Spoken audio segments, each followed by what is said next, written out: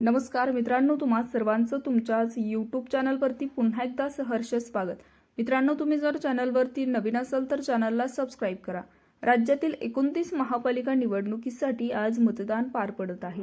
या महापालिका निवडणुकीसाठी आज मतदान पार पडत असताना आज विविध जिल्ह्यातून गोंधळ झाल्याचे चित्र पाहायला मिळतंय।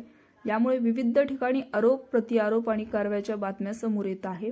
पुण्यातील ईव्हीएम मधील तांत्रिक त्रुटी आणि पक्षांतर्गत बंडखोरी नाट्यमय वळण घेतलं आहे। तर त्याचबरोबर मुंबई आणि नालासोपाऱ्यात कायदा सुव्यवस्थेचा प्रश्न निर्माण झालाय। पुण्यातील प्रभाग क्रमांक 27 मध्ये राष्ट्रवादी काँग्रेस शरदचंद्र पवार गटासमोर विचित्र पेच निर्माण झाला आहे।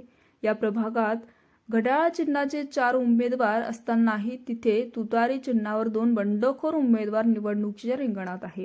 दिलीप शंकर अरविंदकर आणि अक्षदा प्रेमराज गदादे या 2 उमेदवारांना शरद पवार गटाने अर्ज मागे घेण्याच्या सूचना दिल्या होत्या, मात्र त्यांनी उमेदवारी कायम ठेवली। धक्कादायक बाब म्हणजे पक्षाची अधिकृत उमेदवारी नसतानाही या उमेदवारांनी आपल्या प्रचारात ज्येष्ठ नेत्यांच्या फोटोचा वापर केल्याचा दावा ज्येष्ठ नेते अंकुश काकडे यांनी केलाय।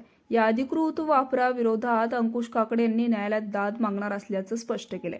तर दुसरीकडे शरद पवार गटाचे नेते अंकुश काकडे यांनी ईव्हीएम विरोधात आक्षेप नोंदवला। अंकुश काकडे हे नुकताच मतदानासाठी एका मतदान केंद्रावर गेले होते, मात्र त्यांनी तिथे असलेल्या मतदान यंत्राबाबत ईव्हीएम गंभीर तक्रार दाखल केली आहे। मी 4थ्या क्रमांकाचे बटन दाबले पण त्यावरील लाईट लागला नाही, असा दावा अंकुश काकडे यांनी केलाय।